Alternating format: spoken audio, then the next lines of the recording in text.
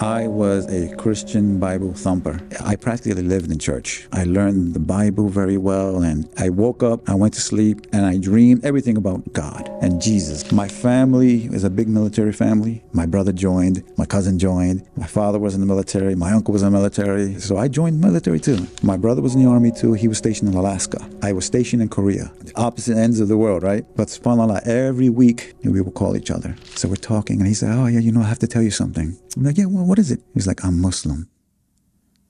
I'm in disbelief." And then I just start crying. So we hang up the phone there. So I said, "All right, I know my Bible. I'm going to study this Islam, and I'm going to use it to bring him back." Assalamu alaikum wa rahmatullahi wa barakatuh. Wa alaikum salam wa rahmatullahi wa barakatuh.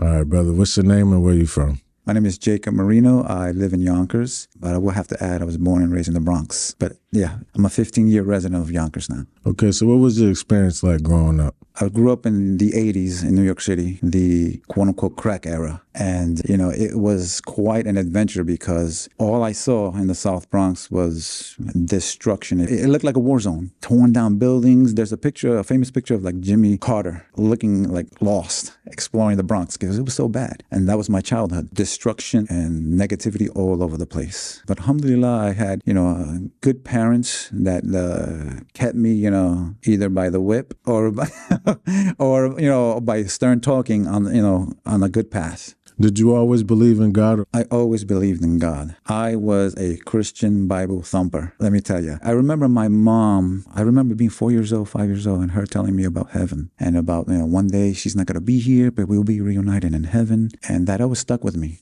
Even as remember, 4 or 5 years old, and I still remember it to this day. And then when I was around 9 or 10, my father really put me into it. Church was everything for us. Every Sunday in church, I practically lived in church. I learned the Bible very well, and I woke up, I went to sleep, and I dreamed everything about God and Jesus. As a Christian, everything was all about my religion. And, so God was always in my mind, in my heart, so much so that, again, growing up in the Bronx, in that era, I was taught not only by my parents, but by my faith, don't lie, don't cheat, don't curse. I stood out from my friends. They used to call me, at 10 years old, "You're an old man," because I didn't want to do mischievous things with them. Just, God is watching me, So I was always, cognizant of God. So how did you hear about Islam and what attracted you to it? New York City, it's a melting pot. So we have everything. So I was aware that there were people called Muslims and they wear funny hats and, and they don't eat pork. And they have this prophet named Muhammad. That's all I know. That's the extent. And honestly, I think that's the extent of today of non-Muslims, what they know about Islam. But I was aware of Islam that much in New York City. My brother had a Muslim friend.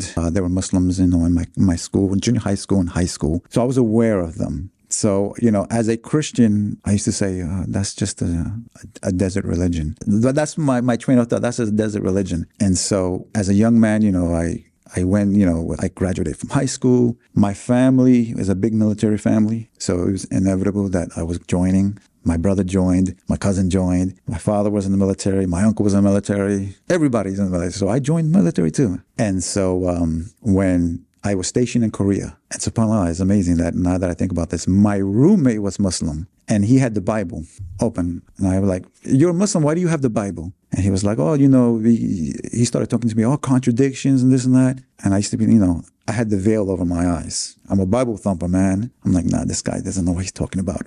He's my roommate, we're in the army. My brother was in the army too. He was stationed in Alaska, the opposite ends of the world, right? But subhanAllah, every week we would call each other. We grew up with each other. We had a big family that, because of some circumstances, we were split up, but him and I always were together. And so one day, one conversation, it was a Friday, I remember, because the weekend's coming up and now, I'm going to get a little 2-day pass so I can leave the base. So we're talking and he said, "Oh yeah, I have to tell you something." I'm like, "Yeah, well, what is it?" He's like, "I'm Muslim." And I can still hear it the way he said it. "I'm Muslim." And I'm quiet and I'm like, I'm in disbelief. And then I just start crying and I'm crying. And these are not tears of joy, brother. I am sad. I am thinking, how can he betray us like this? How can he do something like that? I'm in denial. And, he told me, this is, I found Islam and this is what I want to do. So we hang up the phone there, and, I'm questioning everything, how we grew up. Because remember I told you that Bible thumper, something. He was with me, we were hand in hand in all this, in Christianity. And for him to be a Muslim now, it was just so shocking to me. And my roommate's Muslim too. So I said, all right, I'm going to see what this Islam is about. Because I know my Bible. So I'm going to study this Islam, and I'm going to use it to bring him back. That's my plan. So that starts a little bit of a little adventure for me. Tell me when the moment you realized Islam was for you. I have to preface the answer with this, because it's an integral part of my journey, and it goes along with my brother. So in the Army, I'm studying Islam to use it against Islam. And in the Army, so I go where they tell me to go. So I got orders to go to Iraq. So I'm like, oh man. So before my deployment to Iraq, I'm doing my studyings. I go online and I start downloading a lot of different things about Islam. There's this one specific thing that I saw. I don't know if you remember Napster and stuff like that you can just download anything. Or LimeWire. There were things that you could just download without paying for it. So I put Islam, and there was this one thing that's in Arabic, and it's connected with Islam. So I download it, and then I play it, and it's Arabic. I don't know what it is, but I just burned it on CD. I'm going to take it with me and during my studies. So here I am. I go to Iraq. And so Iraq, I'm there for a year, 365 days. When I first arrived there, I'm thinking I'm only going to be there for maybe 2 months. After 2 months, they told me, no, we're here a year. My heart went from here to the ground. I told myself, I'm not going to survive. It was hard enough, brother, to make it to those 2 months. Because every day I'm thinking, when I wake up, today is going to be my day. It's my last day on earth. And to feel that stress, and, it was overwhelming. So at the end of the day of whatever I'm doing, any mission I'm at, I come back to base, go back to my little tent. I am so numb because I'm too stressed out. So I get my CD player out, put my headphones on, and I start listening to that Arabic thing that I downloaded. And it's calming me down. All right. It's calming me down. And, and for the moment from when I press play, and it's maybe like a 5-minute thing, I'm lost. I'm not in Iraq. I'm not on in that tent. I'm in total safety, and I'm good. And so it's like a refresher for me. I'm good. And so I do that every day. Whenever I'm feeling really, really stressed out, and every day, I'm telling you, today, every day is my last day. I am going to die. And when I realize at the end of the day I'm still alive, even now I'm shaking a little bit. I just play that little thing, and it's like a reset for me. So fast forward, I got my orders that I'm going home. SubhanAllah, I made it. I made my whole tour without a scratch. I come home, and I don't come home the same man that I went over there. Came home bitter, angry. I came home a different man. I lost family members because I pushed them away. I just didn't want to do. I didn't want to do with anyone. I wanted to be by myself. Isn't what I know now is post-traumatic stress. And so, I'm a loner. My friends who used to call me the priest, because again, I never cursed, anything like that. I came back like a drunken sailor, so to speak. I was a 180. And I'm like, you know what? I don't want to study anything. My little thing that I wanted to do with Islam with my brother. I was like, I gave up everything. But those stressful moments were still there. And so I would every now and then get that CD out. I go into my car, and I just, close my eyes and I listen to it. And that would, again, that's my reset. That calms me down.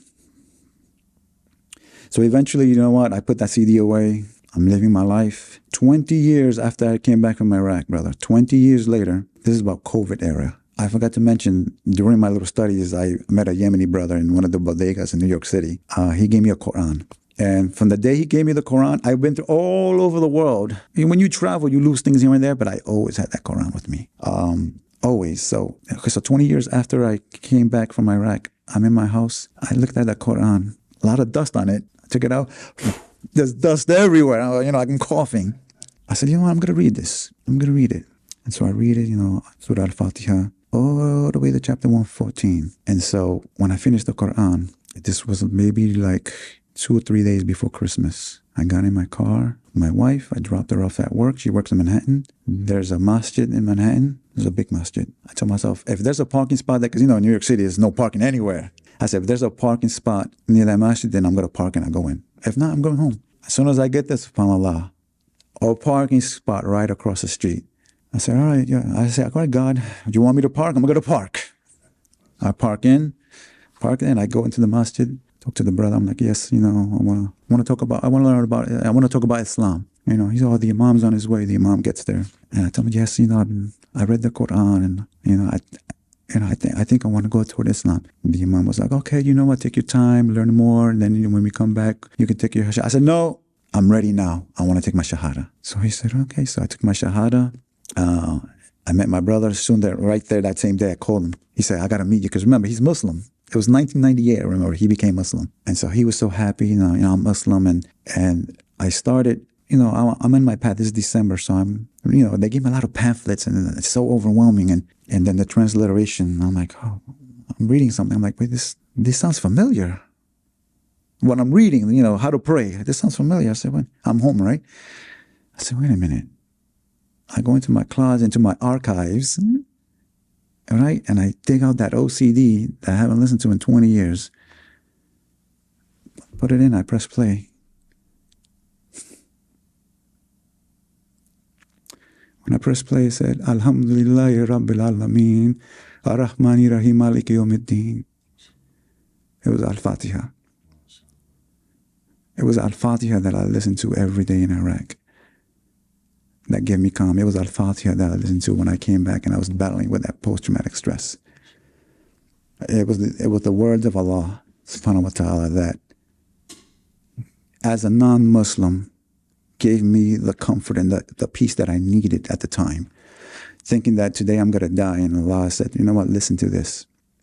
And so realizing that it was Al-Fatiha, I said, well, I already know how to say it. And I've been Muslim for 5 minutes, subhanAllah. So, I tell myself this was, all this time, for 20 plus years, I had the veil over my eyes.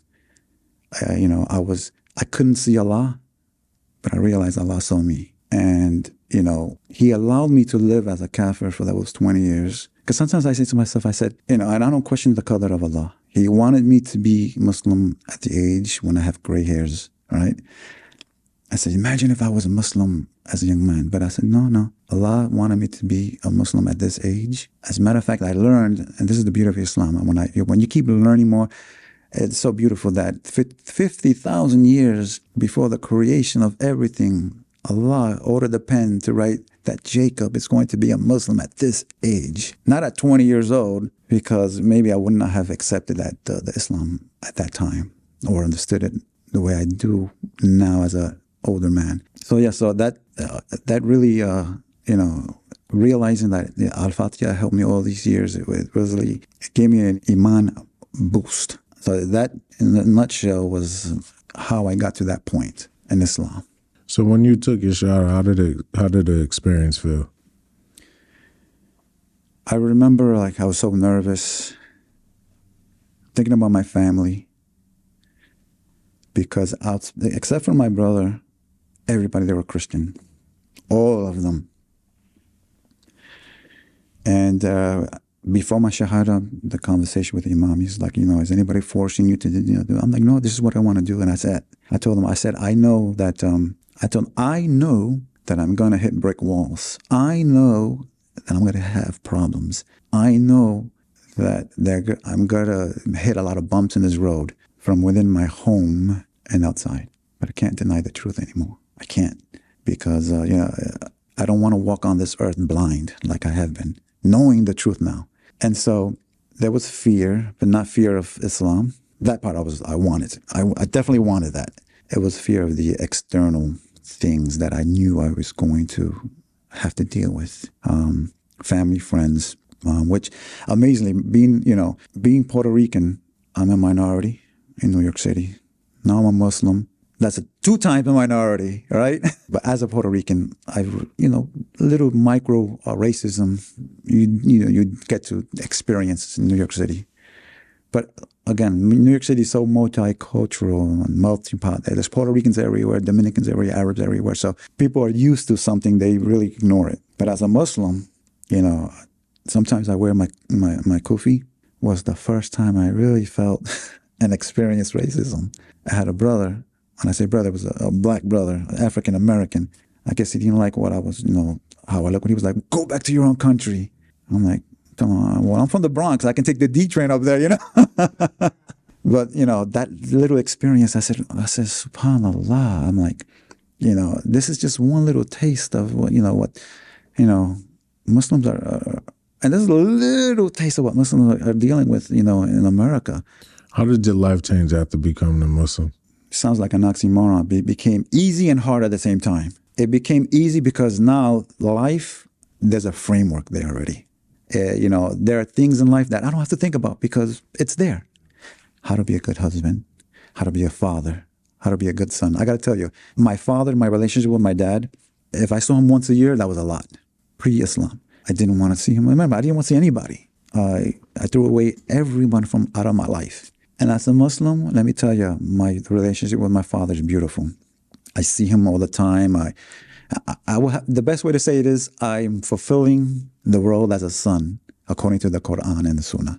And by doing that, and I do it without thinking because this is what we're commanded to do. And it's so easy to do. And you know what? The byproduct of that is happiness. Because now I got my dad and I'm happy and, I'm flourishing, with my son now. And now my father, he knows his grandson. So that's the easy part.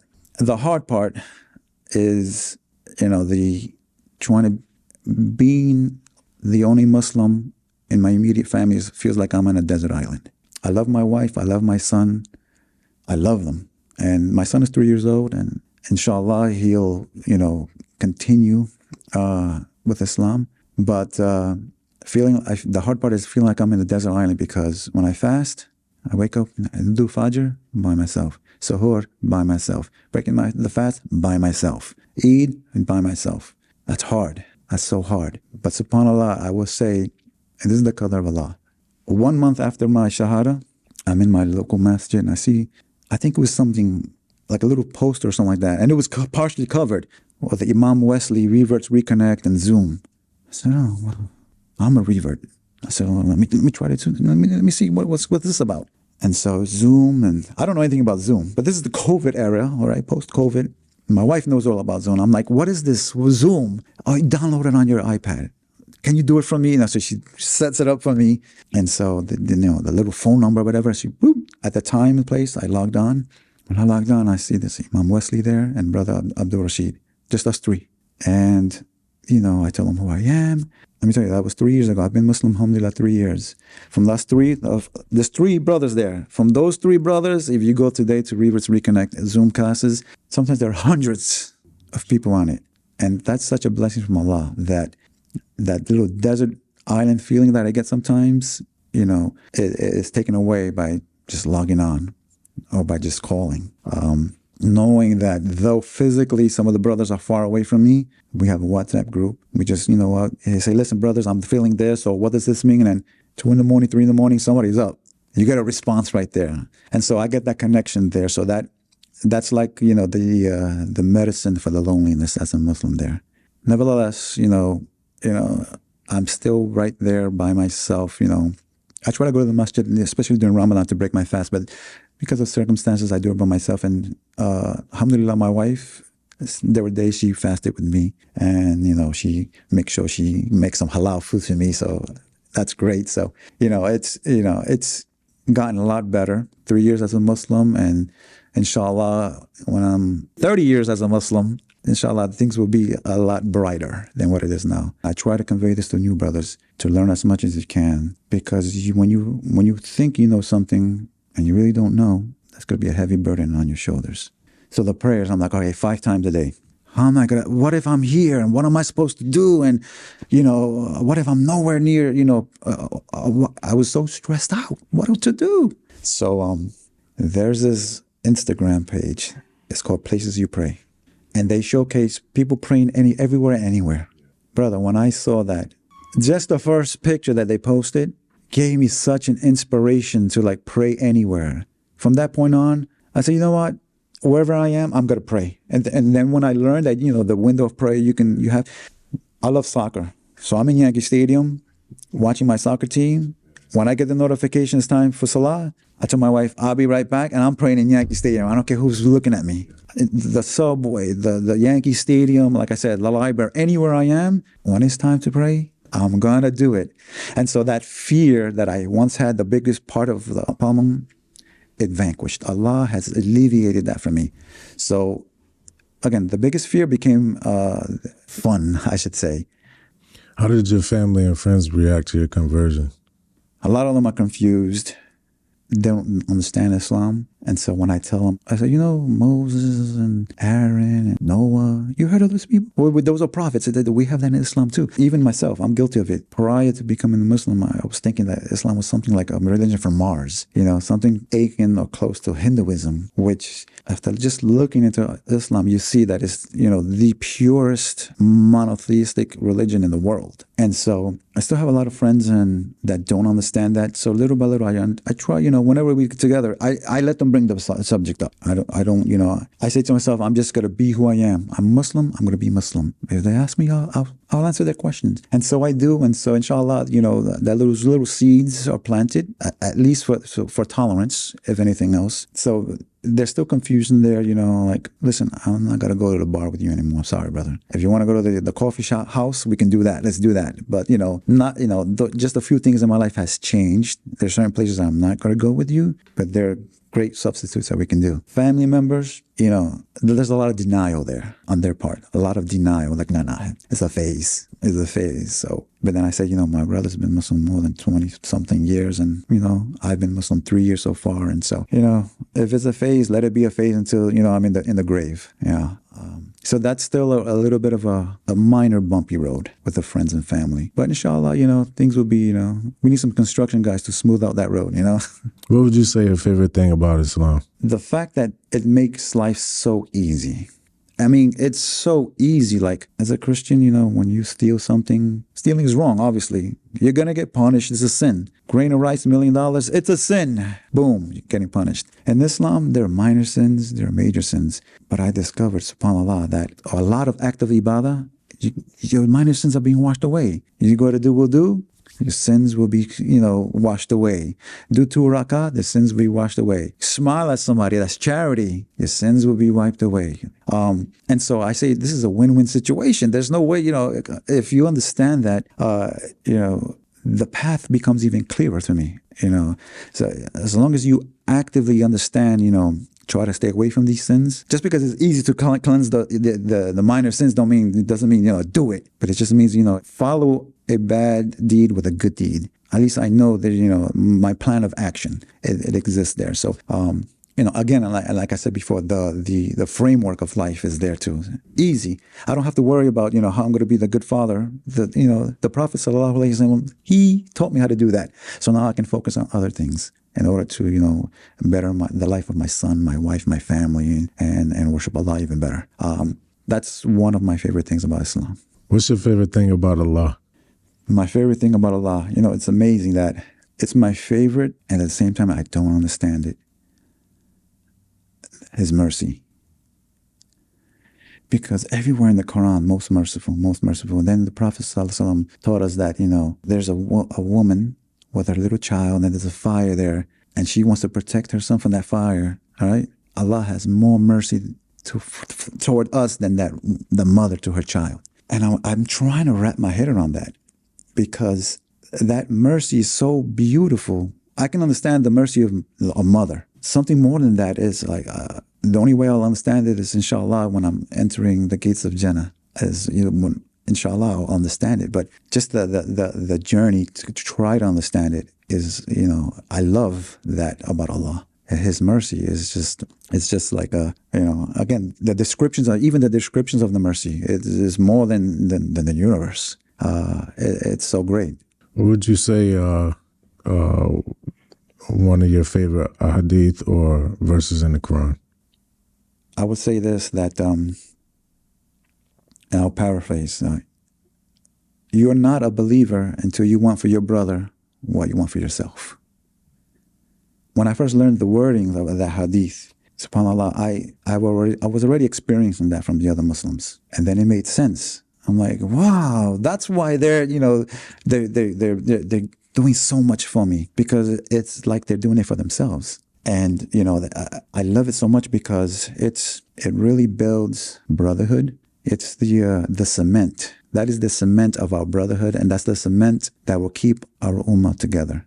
If you were to follow that hadith right there, truly, and everybody, imagine this world, how it would be.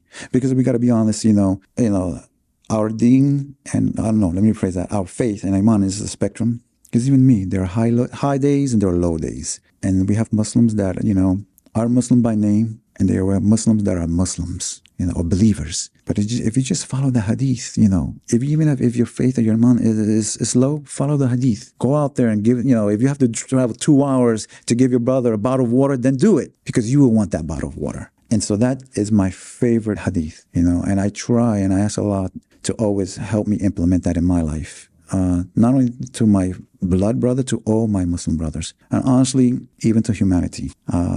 Because we have, living in the West, living in America, 99% of my neighbors are not Muslim. But if I implement that, and of course, you have to be, I cannot eat and have my neighbor hungry. So if I were to implement that hadith towards my non-Muslim neighbors, not only is that a form of dawah, but it's, the rewards are there. Again, win-win situation. One of my favorite hadiths.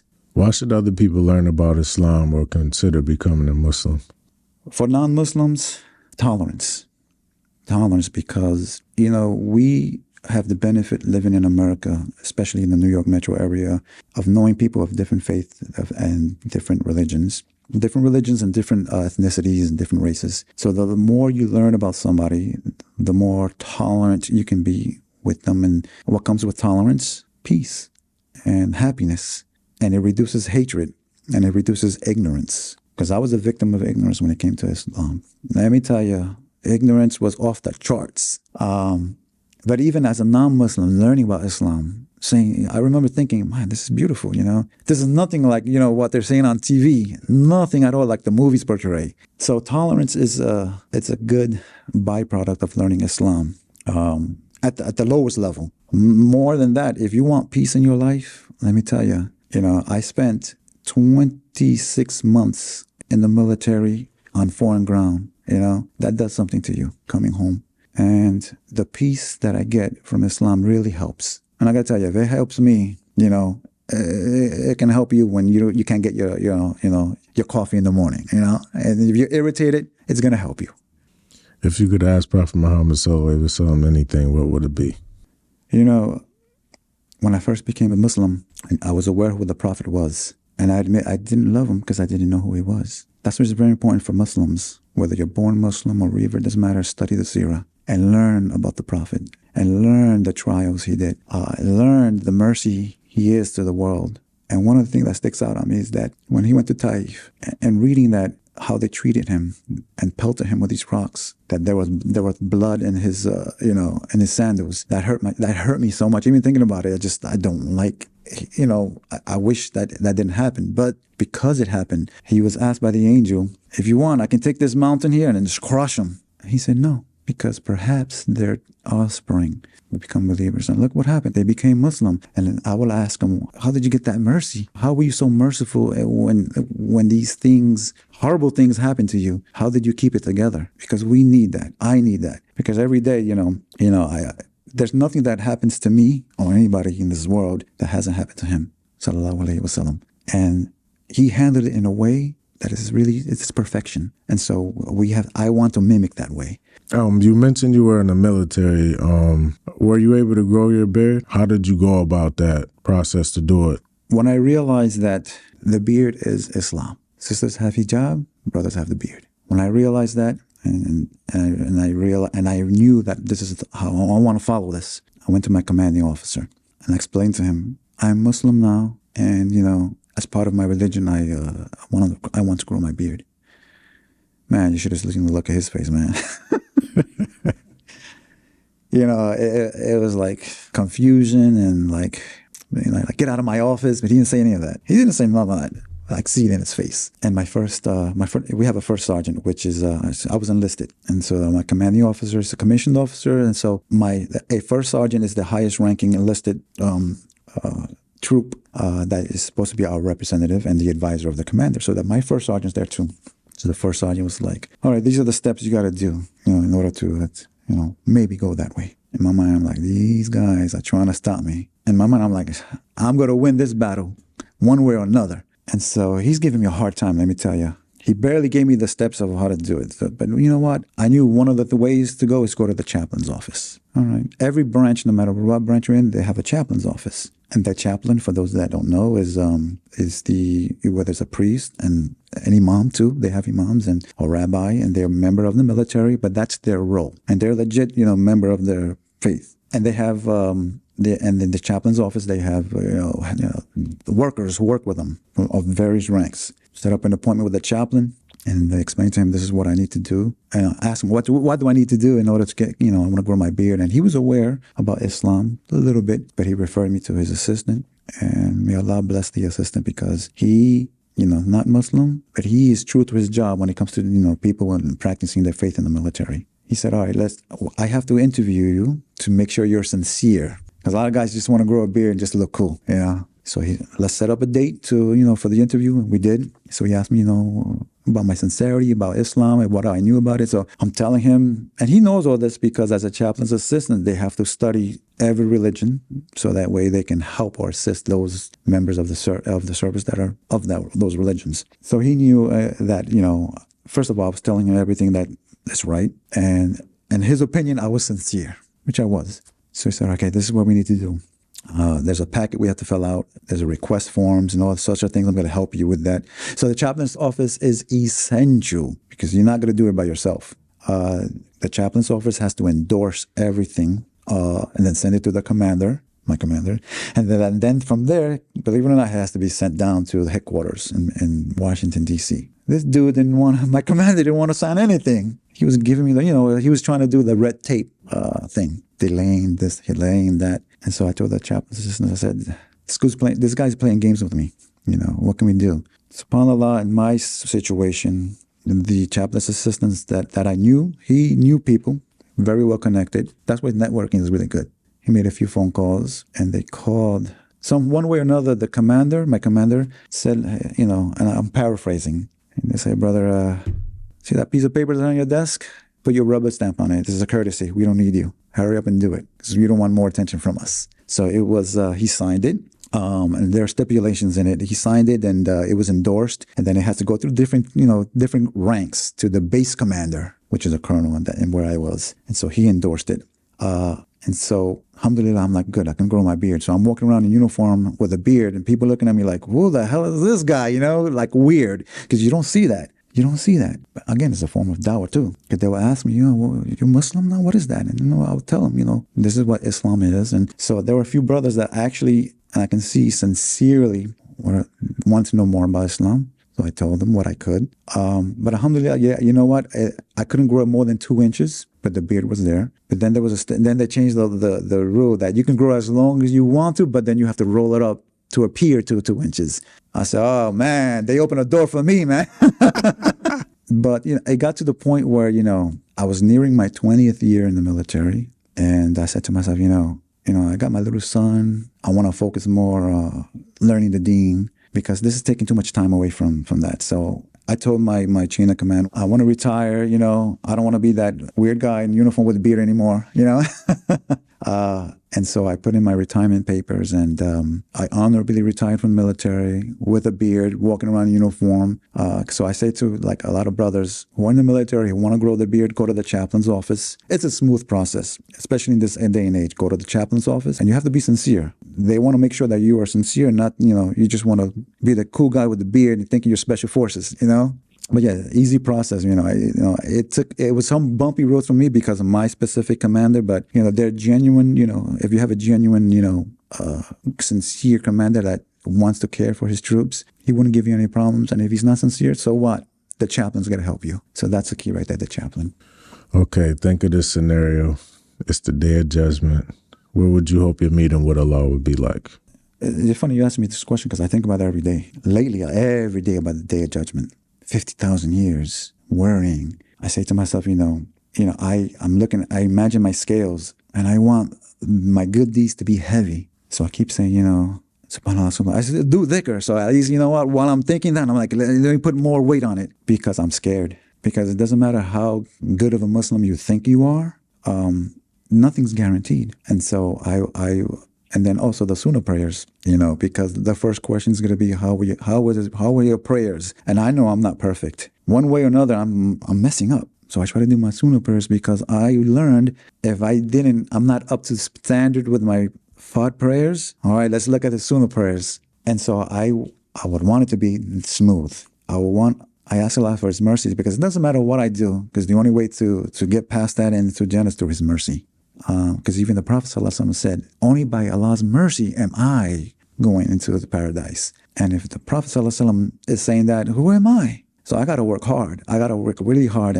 And I would hope that when I'm standing there, and I get nervous about this, I want it to be smooth. And I want to hear, you are forgiven. And I want to hear Salaam Alaikum from the angels as I'm entering paradise. That's what I would like to that's how I envision it. But those 50,000 years, brothers, I hope, not too much sweat is coming down my forehead, So inshallah, it will go smoothly. Inshallah. Thank you, brother. May Allah reward you. Ameen. Thank you. Thank you for having me here. Barakallahu feekum. Assalamu alaikum wa rahmatullahi wa barakatuh. Wa alaikum salam wa rahmatullahi wa barakatuh.